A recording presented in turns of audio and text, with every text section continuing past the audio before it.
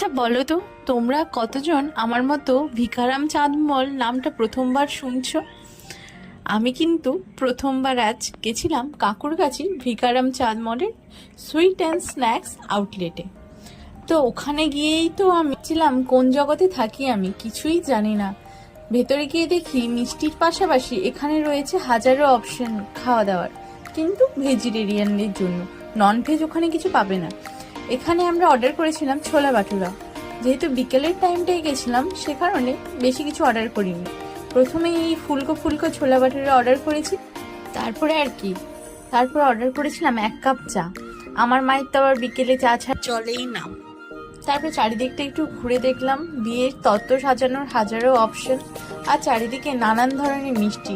সে তোমরা অবশ্যই একবার যেতে পারো। তোমার এক্সপিরিয়েন্স থেকে বলছি, মিষ্টিগুলোর টেস্ট কিন্তু দারুণ।